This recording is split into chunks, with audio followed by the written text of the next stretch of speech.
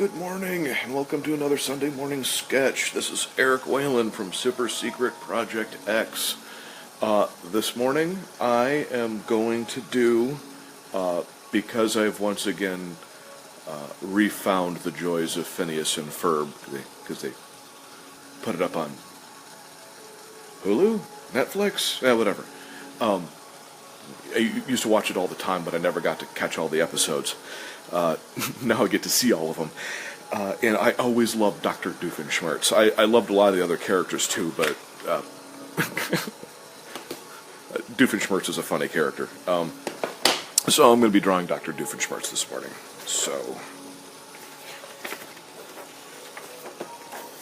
So yeah. So I'm going to do that thing. Let's see here. I kind of want to make him look a little more crazy and sinister than normal, which is kind of saying something.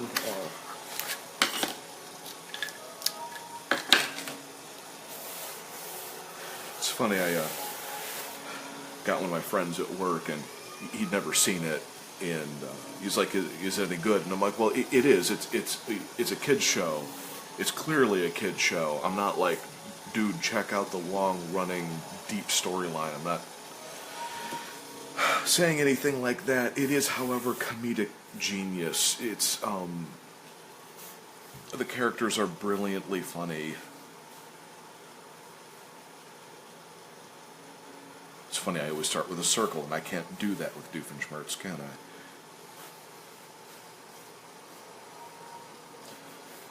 The thing that I really appreciate about the writing on the show, I mean, like seriously, is they do the usual,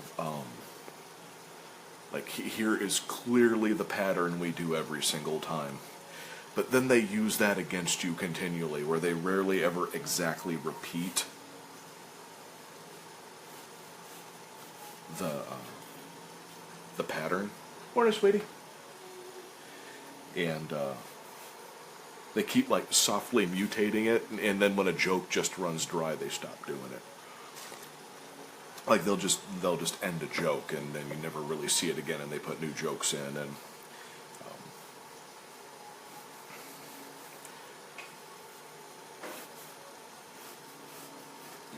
okay, what I'm doing right now, get the camera in there a little closer. All right, what I'm doing right now is this particular character is one of these super abstracted ones. Clearly, Phineas and Ferb is a very, very abstract style. So what I'm trying to do is just get the general shape down, and then I want to add personally, I want to add a little more shape to it, a little more form, but I still want it to look like the character. So, which is actually really tough in some cases.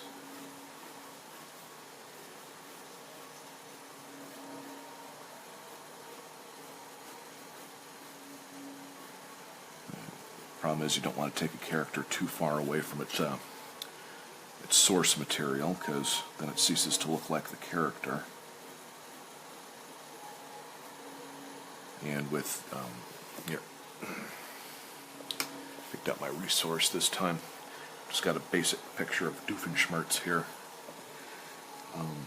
He's recognizable because of all the obvious, things they've done in his silhouette and such, and so you always recognize him because those shapes are always there. But I'm not this morning interested in just simply replicating what I'm seeing. I want it to look like Doofenshmirtz, but I want to see if I can get a little bit more shape into him. See if I can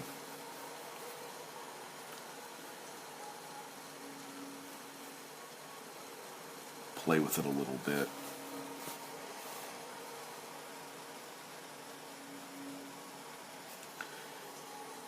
Give him, I guess, a little bit more anatomy, I suppose. I may fail on this one. It's one thing with a cartoon character that's a little abstract, but they're super abstract in Phineas and Ferb, so.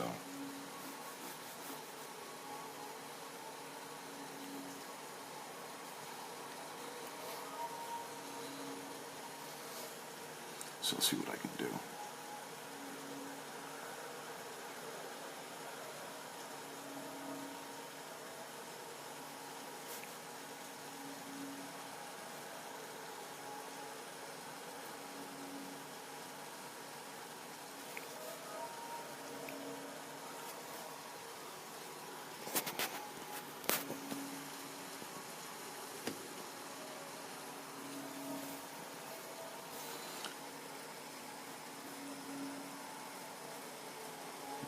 Go.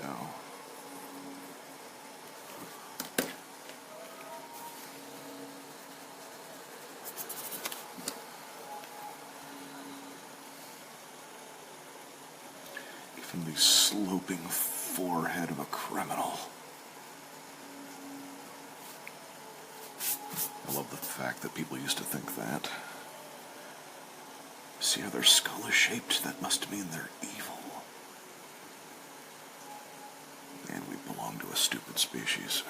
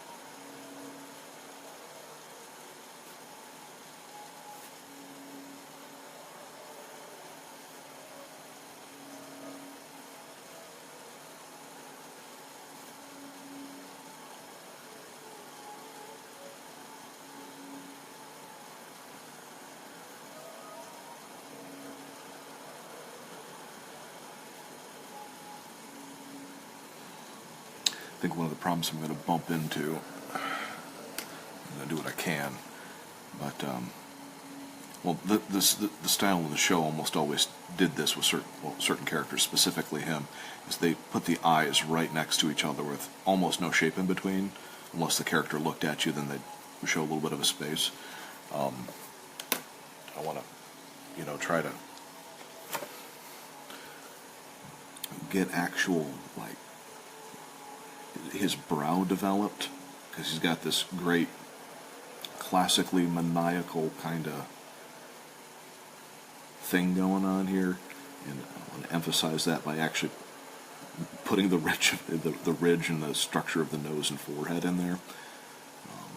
So I'm about to play with it for a little bit, try to get the eye to work. Eyes, but this eye in particular right now is vexing me.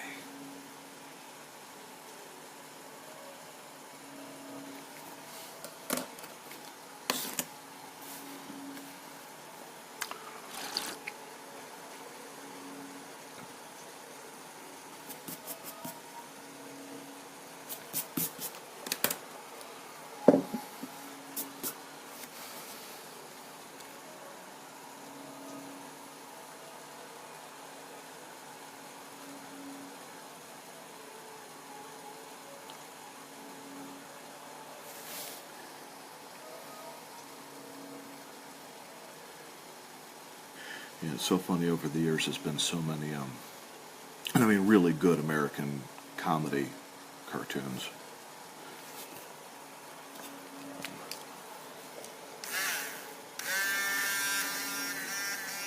And, like, I used to be a huge fan of Family Guy. I just thought it was really, and it was incredibly funny. I think it just ran too long. I think McFarlane was given way too much power on the show. It just kind of, it kept getting less and less funny as the years went on. And I don't recall how many years Phineas and Ferb ran, but it just seemed to keep getting funnier and funnier, and finally they kind of ended it. I believe they ended it with a movie, if I remember correctly, which I thought was also very funny. But like Family Guy and American Dad? I mean they're okay shows, but it's kind of like, I don't know. To me, they sort of wore out their welcome. Simpsons, wow. Talk about brilliance that lasted way too long. I couldn't even. I can't even watch it anymore. It's like, guys, I've seen these jokes before. The characters are great, but it's like when they did Futurama, it was like, great, we've got a good solid replacement for The Simpsons. We can finally get some fresh air in here. And then for those of you who weren't around, they canceled it for many years, and that was it. I was done with The Simpsons, because I'm like, look, you keep The Simpsons, but you get rid of its spiritual offspring that I actually thought was much funnier. I was kind of done with that. I'm like, look, things need to end, guys. But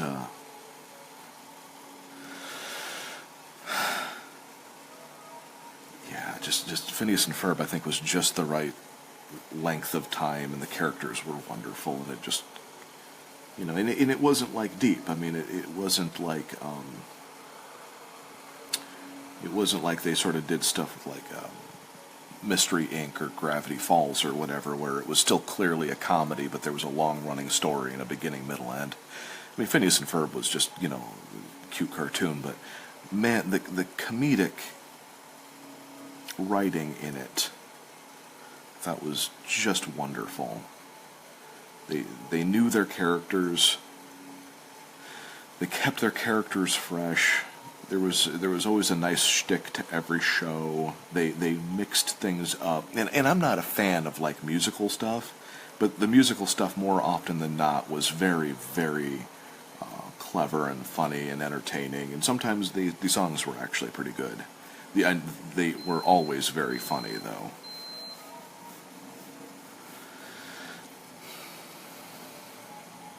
Yeah, I think I'll be able to get this to work out.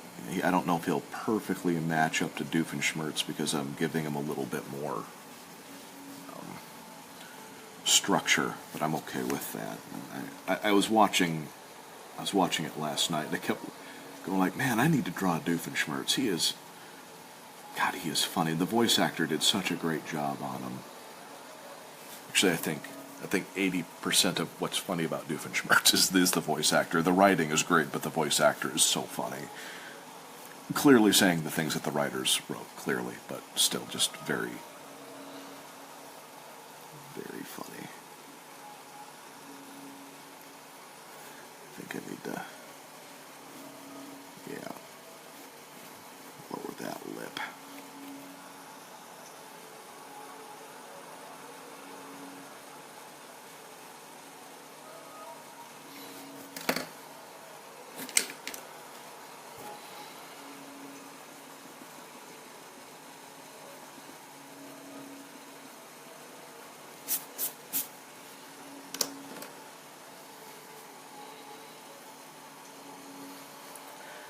By the way, any character whose smile goes so far back that you actually see the back of their rows of teeth. I know that's not like revolutionary in cartoons, but it works so well with Doofenshmirtz.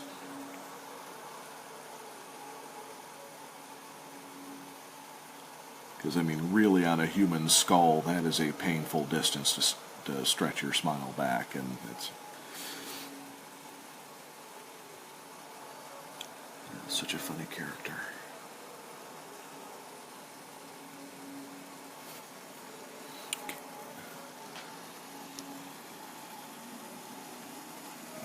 That'll work.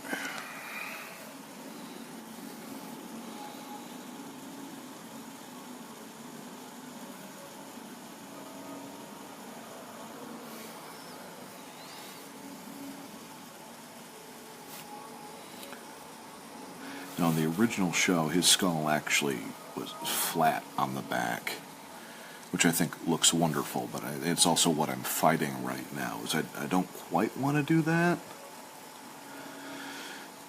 So I'm trying to find a way of actually putting a cranium in there.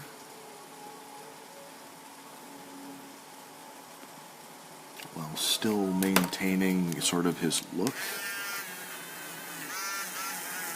So I think I'm going to be able to achieve that by not moving his forehead too far.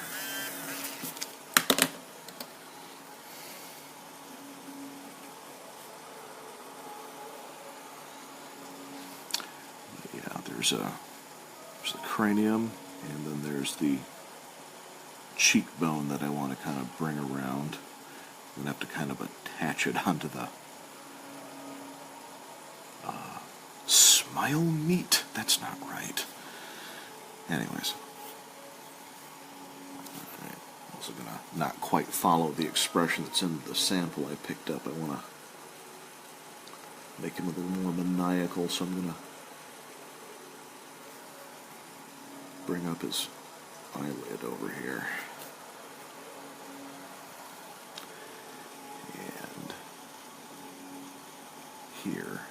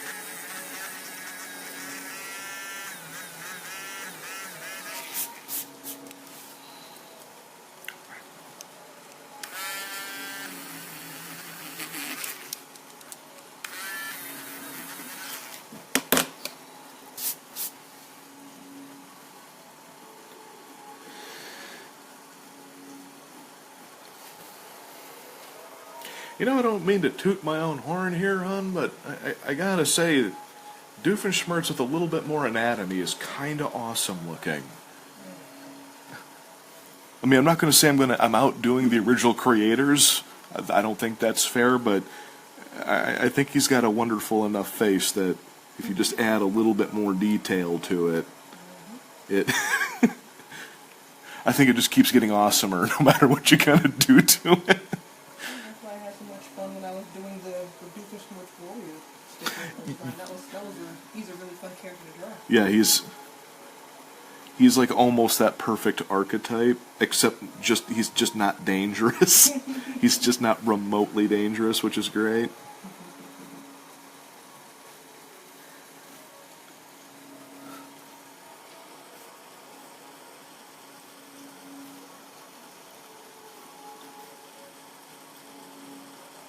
Like, it just makes you wonder what Doofenshmirtz would be like if he was actually, like, you know, like a total sociopath or something, because he kind of is in the show, but never to a really dangerous degree. Like, clearly it's a kid's show, so he's clearly never actually going to ever really be dangerous, but what you know, isn't he actually like the kid's dentist or something? It's something really crazy like that. No, he's actually mad scientist. No, but I mean, I could have sworn he had some actual, like, God, okay, I guess I'm just remembering wrong. I could have sworn there was this moment where I went, wait a minute, he's what? Like, you're remembering one of the specials that was a timeline or so. Okay. And I think he was actually something else in like a reverse world or something oh, like that. that's probably what I'm remembering. Like like when he just didn't go wrong. Yeah. Okay, that's what I'm remembering. Okay. And he also keeps getting mistaken for a crazy pharmacist. Yeah.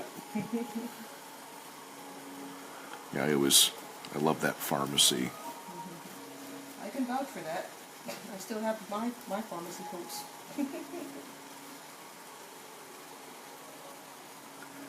I also thought he was somebody who needed more of an Adam's apple, personally.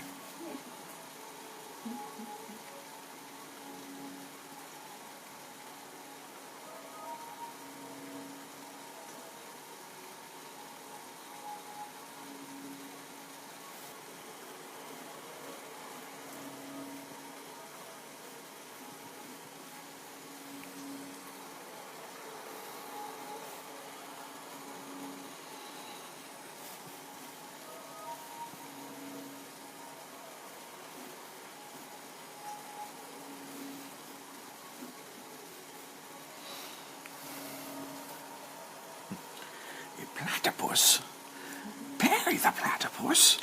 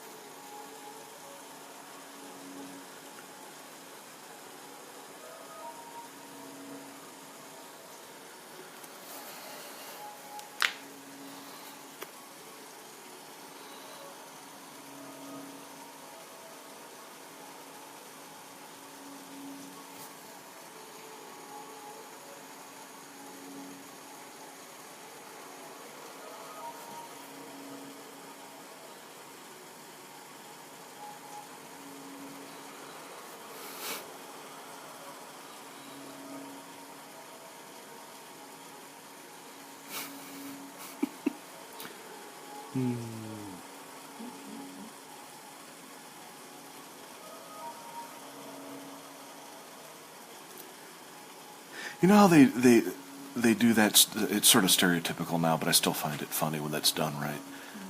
They turn an American show into an anime. Yeah. And sometimes you're like, and other times, like with the SpongeBob we saw this week, you're like, yeah, that's about right. I kind of think Phineas and Ferb would be a great one for that. I mean, can you imagine like a totally over-the-top, hyper-melodramatic Doofenshmirtz? I think that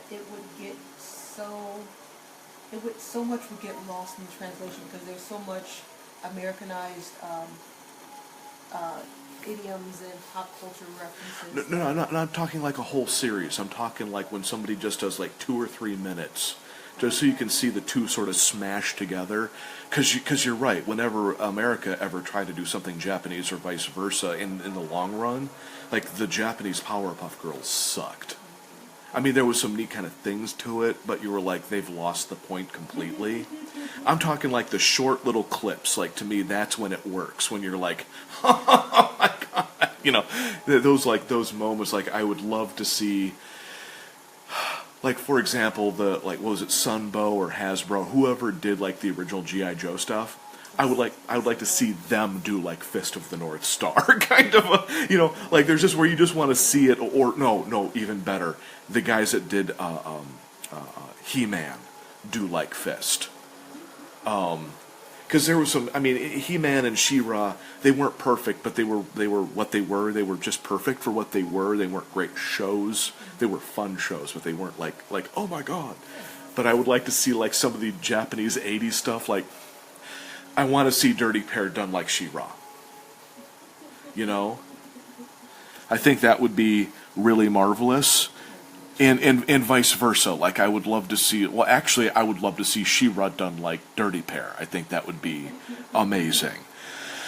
I would love to see G.I. Joe done like Macross.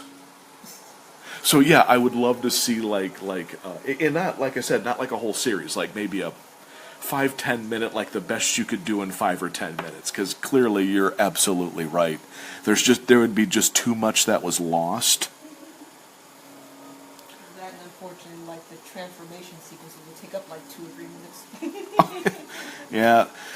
What was initially awesome about the Japanese stuff eventually, just turned into a horrible stereotype that even the fans were like, really? Are we still transforming things for this long? Well, it had to take up animation time at some point. Yeah, they were clearly getting stuff on TV, and I mean, a lot of shows over there had stock footage that saved their lives, I get it. Fist of the North Star was a good example.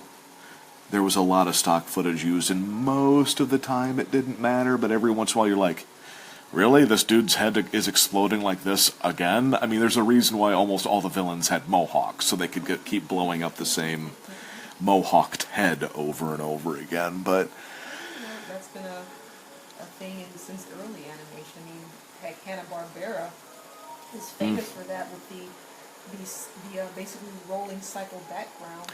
Oh, yeah, I mean...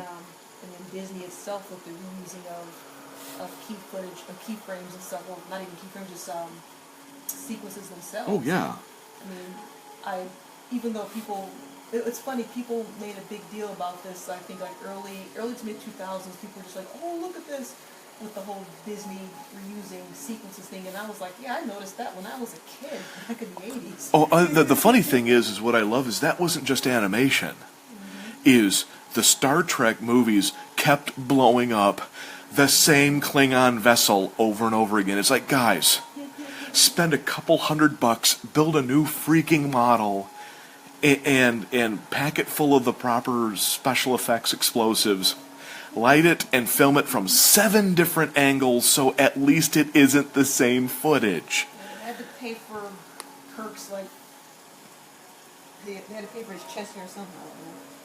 Well, I mean, I'm not even gonna argue that, but it's like when stock footage is used, you're kind of like, okay, I get it. You're doing what you can to get the show done. Blah blah blah. I ain't like angry. Sometimes a show doesn't pull in a ton of money, but it pulls in enough, and you need to cut corners. And I'd rather get a show that I enjoy where they had to cut some corners to get it done so that I have it, than not have it at all.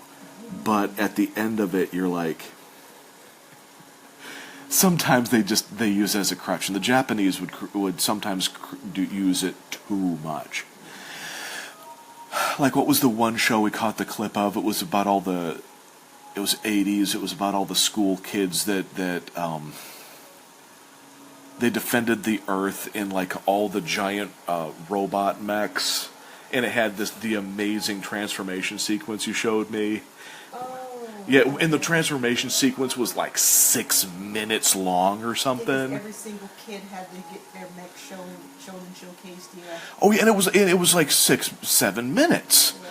And I would have been like, look, a show in that time period is like 20 minutes long. Like a third of the show was like transformation sequences. And I'm like, guys, come on. It was more than 3 minutes, but to somebody watching a cartoon, 3 minutes is a very long time. Oh yeah. In animation standards, that's a lot of framework. And to be fair, those sequences that they did were amazing. Like as a kid, like a really young kid, that probably would have worked well for me. But now that I'm older, I'm like, look, this is really neat and all, but I've kind of seen it 17 times already. I mean, come on, something. That was definitely made for toddlers. And I hate to say stuff like that, but sometimes that's the way they describe things. No, I mean, it is. It's made for kids, and kids, want to see you do that trick over and over again. Uncle Eric, strangle your foot again. All right, I'll strangle my foot again.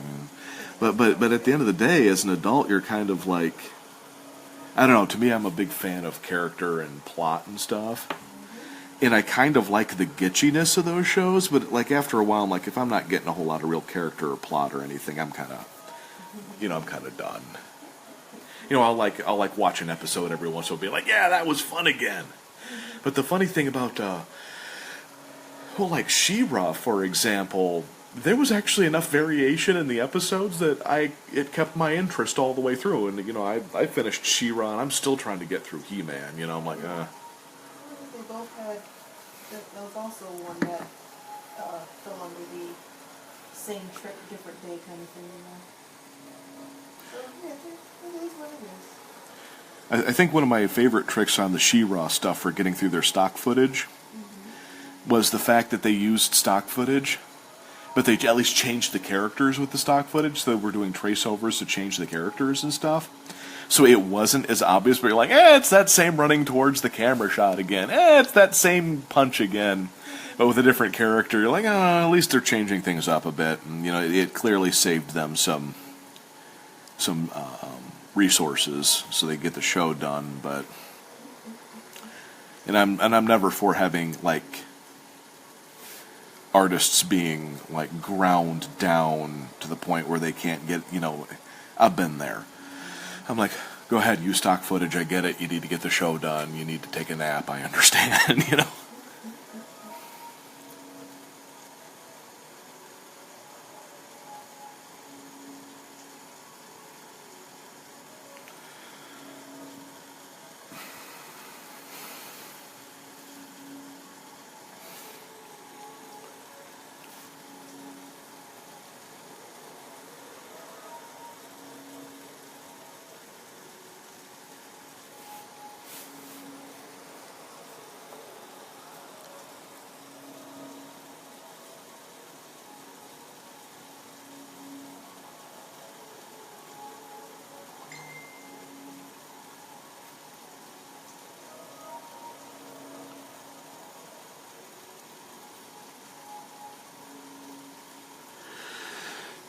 I think that's one of the things I kind of appreciated. And, G.I. Joe got messy after a while. They clearly were doing everything they could, but the quality just really, really dropped after a while.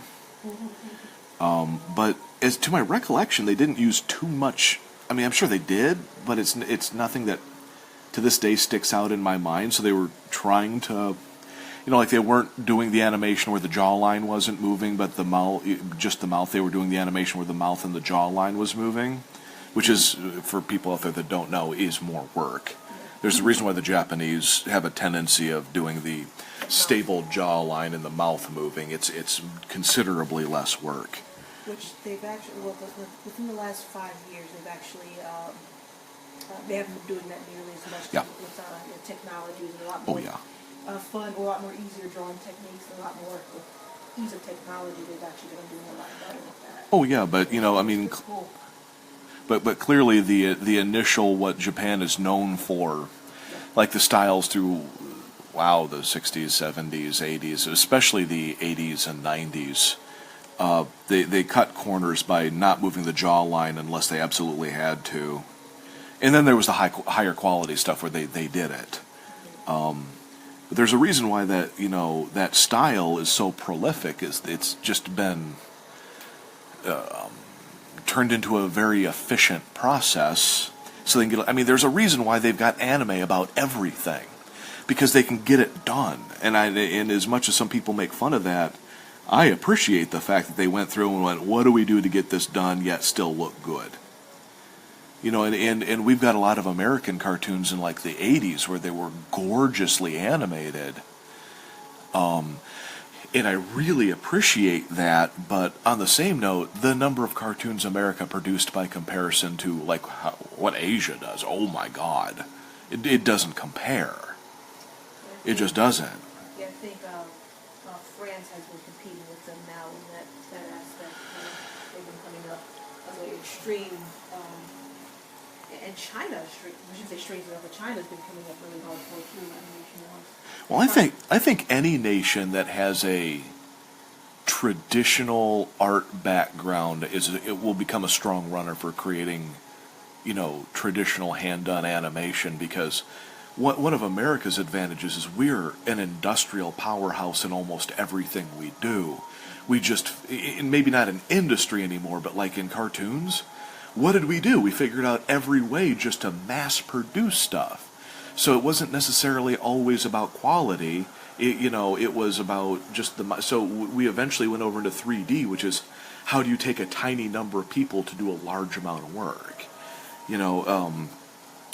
But strangely enough, we didn't make every step as efficient as we could, so we got glorious quality in the 80s, but we didn't get the same amount of actual show output that Japan, and I'm imagining Korea because a lot of Japanese animation is actually Korean animation, which is clearly how America is now doing stuff. We've got so much stuff being done over in Korea, right? Korea and a little bit in France, maybe? Because I would imagine that's expensive. Korea mainly. If we only do things in France, actually, no, not France. It's mainly Canadian. Canadian, okay. French Canadian? Yeah. Oh, nice. But Canada, and then mainly Korea. Some French people, some American Canadian productions also. And then if it's a team up, maybe in France or so. But yeah. Sorry, the back twinge came, just hit me a little bit again, so I'm trying to fight it. Oh, it's okay, hon. Do what you need. You don't have to sit there in pain talking, Oh, I'm not in pain. It was just like I can feel it kind of started trying to set in, just no.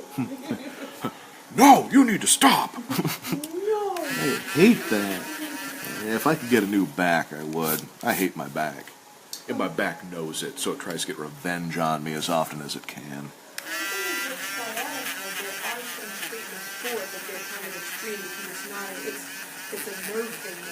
Yep.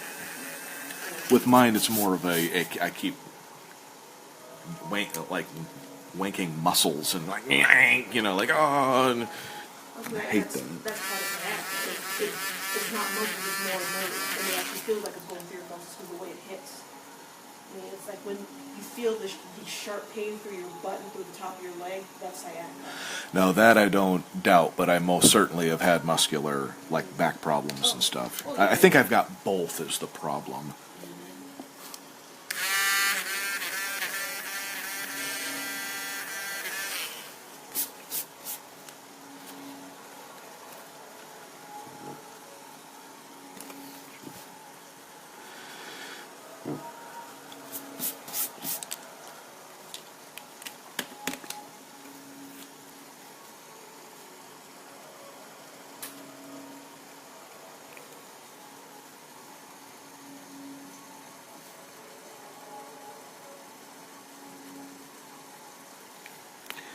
It's so funny. I mean, when I was younger, I never foresaw anime catching on in America like it did. I mean, I really liked it, but it was I always saw it being there because we've had it since, the 60s. I mean, we've been importing shows from over there for a long time. But it's so funny that, I don't know, we just don't seem to bring in the really good stuff. I mean, that makes sense. We bring in whatever people will want to watch that's dirt cheap, and, behold, America makes money. It's cheap, it makes, we bring it in, the local populace will look at it and laugh. Boom, we don't need to, bring in a lot of that. And I'm not saying we should bring in all highbrow stuff. I mean, that's not an answer either. That not everybody would enjoy that. That won't work, but... I think we're finally now getting a lot of that with the internet and all of the different channels and stuff, streaming channels that are popping up and all. Yeah, actually, I think we've kind of found that's what I love about streaming is we can finally kind of maybe get a little bit of everything. Because I mean, I love a fart joke like everybody else does. I want some lowbrow stuff in there, but. And I think people that watch all highbrow stuff don't help themselves either. I think they're, if you've got a spectrum in your head, you can, I don't know, that to me feels more agile than somebody that just reads all highbrow stuff. And then they go talk to a normal person, and then they can't communicate whatsoever with that normal person. Whereas you've got somebody that likes all lowbrow can't communicate at all to somebody who likes highbrow stuff. So I like a little bit of both. I specifically like it when the entertainment is both. I think that's wonderful when it's both. There's some good laughs when it's not only smart humor, but there's a little bit of dirt in there. You know the creators aren't taking themselves too seriously. But when something's just all like stupid, I have a hard time with that. Just like when something's like all too highfalutin and snooty, that's also bad. You know, that drives me crazy. I'm like, really? Are the people watching this sitting at home, like wearing French berets and you know, sipping wine? Whereas on the other side, you could just see just some doofus that is wearing a Jackass shirt from 2001, I guess is about the right time, and he's watching the show trying to drink a whole gallon of milk, and then you know, you're like, after you're like, I mean, it's fine, I guess if that's the way you want to live your life, I ain't judging. I just, to me, I think everyone needs a little bit of both, you know. You know, to me, the people that do nothing but watch sports, good for them. They're doing what they want to do. I'm not judging, but it's like I've had those people walk up to me and then try to hold a conversation, and the conversation lasts about 2 seconds. Being, did you catch the game last night? There's a game? No, I didn't catch. What are you talking about? Oh, the blah, blah, blah against blah, blah, blah. Who? And that's really the end of the conversation right there, because then they think I'm some kind of horrible heathen, and I look at them like, not that I'm pitying them, but I'm like, I can't communicate with you. It's like, dude, what? Anything? Did you read a book? I'm not even saying that if I've read the book, you know, we could have a conversation about the book, but it's like, really? The game last night? Seriously? It's like, dude, I don't tell you about that great kill shot I got last night on World of Tanks. Because you don't care. So why do you expect me to care about some baseball team hitting a ball? I mean, I don't expect you to care about my kill shot. Why do why do you think I'll care about that? It doesn't calculate in my head. I'm like, why would... It's like that one comedian, the one thing that popped up some years ago on Facebook, and he's like, like, yeah, so my mage and my yada yada, my thief made this great yada yada yada. He goes, like, explains his D&D campaign. He's like, and that's what it's like when you talk to me about sports. Oh no, I know, I saw that and I laughed so hard. I'm like, that is absolutely accurate. Because it's like, I don't want to, I'm not judging people for liking sports. I'm just like, I'm judging the social weirdness of somebody expecting to connect with me on a hockey game or whatever. It's fine that people do, but it's shocking that it's like, you didn't notice the fact that this isn't the 50s anymore and there's more to talk about than just the game and the weather? Mm-hmm. I mean, come on now. Yeah. I had one dude where I actually had a actual guy conversation, because it's not that I'm into motorcycles, but I like motorcycles. It's not that I was into all the stuff we were talking about, but I like some of it. I'm like, okay, now I can talk a little bit about this. And then the guy turns into did you see the game last night?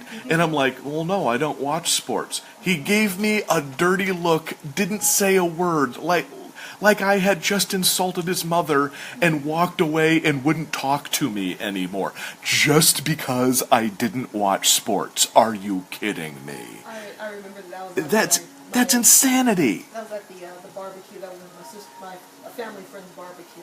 And I was proud of myself, too. I'm like, I'm in a guy conversation. The thing is, maybe I'm remembering it wrong. He gave you a kind of peculiar look. But he wasn't mad at it, he just kind of nodded his head and went, okay. And he's like, all right. And then he said something about the weather, and then he was like, okay, then he walked away. Any way it goes, it was just profoundly strange. It was like, oh, I see, so I don't know your special druidic handshake. You know, I'm still a human being, dude. You know, you doofus.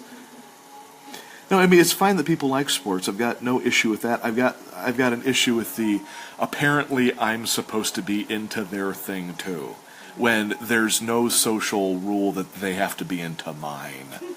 Yeah. I'm like, no, it's like, you don't walk up to a little old lady who knits and then gets mad at her because she likes to knit. I got my friend Suzanne at work. She loves to knit and do all that. There's nothing wrong with that.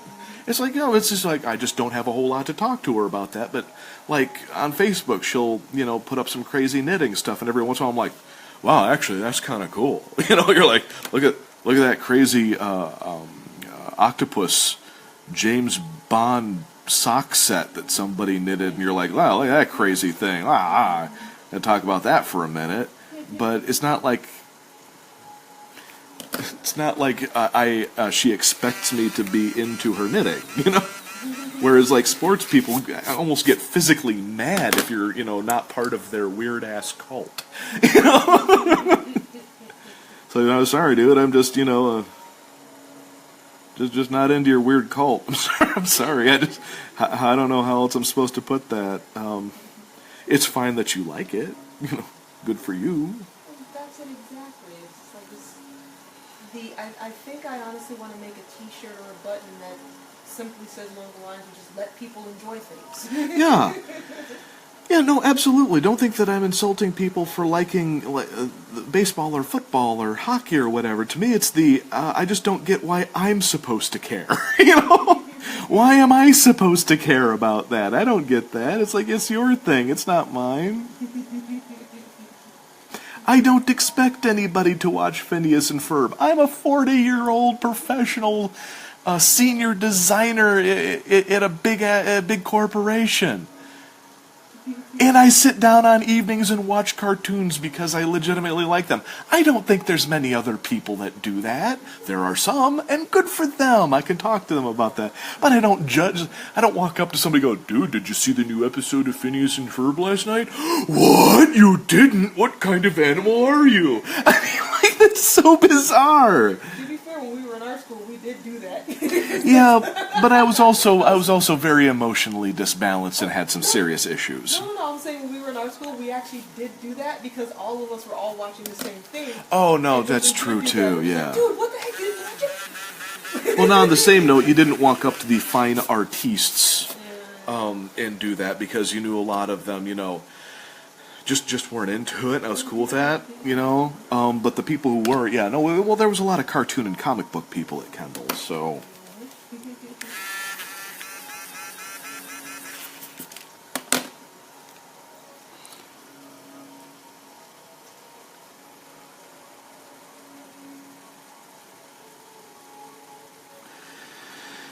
And so there's there's the people that we know that we can do that to, but I don't walk up to strangers and do that. That to me is the weird thing. It's like...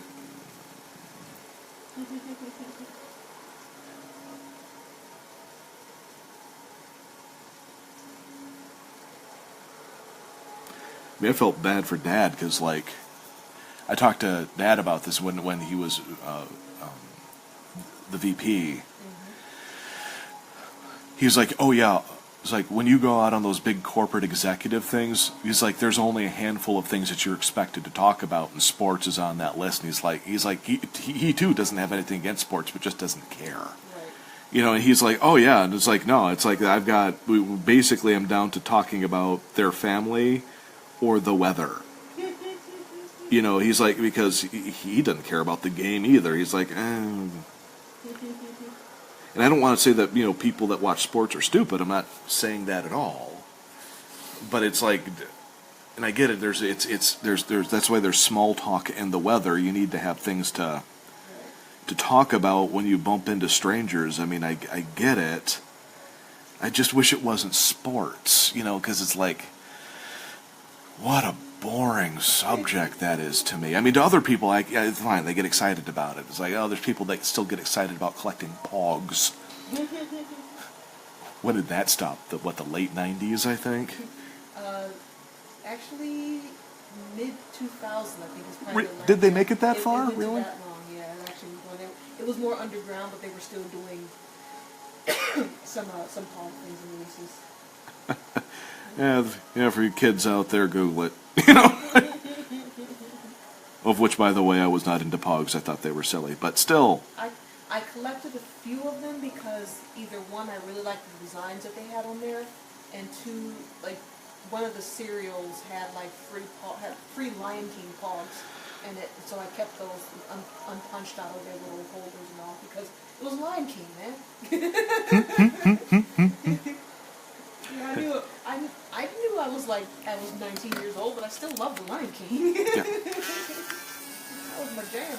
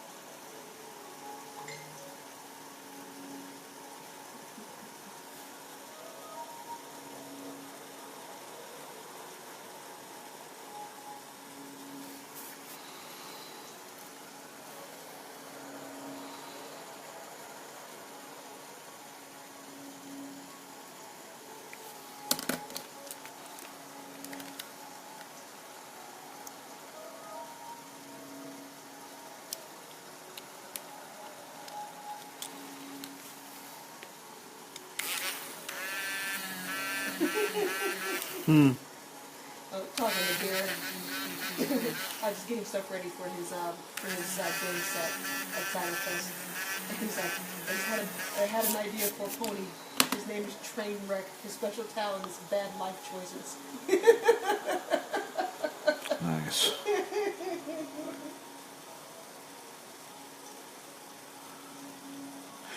He should have a friend that looks like Gomez Adams, you know, because Gomez was always like blowing up the train tracks. And his like cutie mark could literally be like train tracks with dynamite and the plunger. And he just watches his friend assisting him in destroying his life over and over again. God, I love My Little Pony.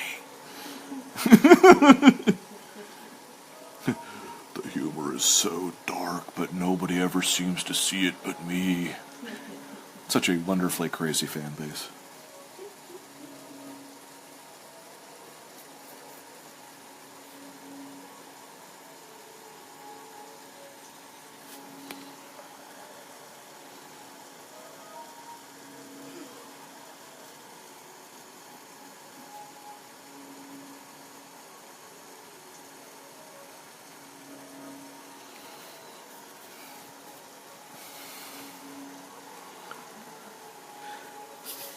I think that's pretty good. Need to clean things up a little bit more.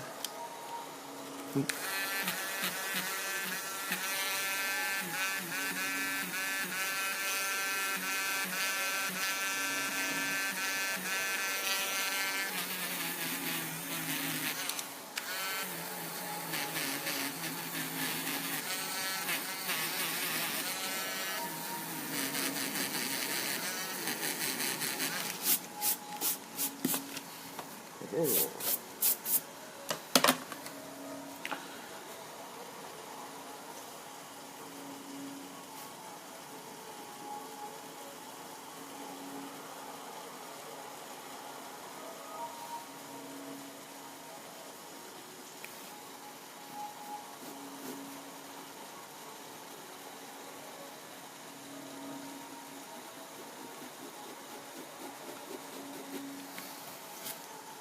Yeah, I think that's pretty good.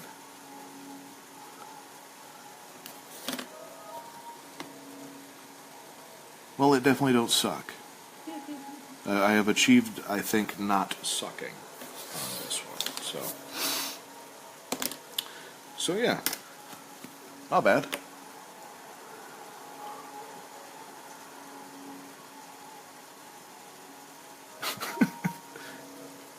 It's not bad. Oh, all right. Well, everyone have a good week. I know, right? It's pretty awesome. Everyone have a good week. This is Eric Whalen from Super Secret Project X. Closing my sketchbook, centering the camera, and doing my put my things away, just like Mr. Roger taught me to do. Okay, Mr. Rogers. Mr. Rogers is the penny for the types of people in my neighborhood. I think people could stand to listen to Mr. Rogers a little bit more these days, but anyway, everyone have yourself a good week. I'll catch you next time. And I'm out.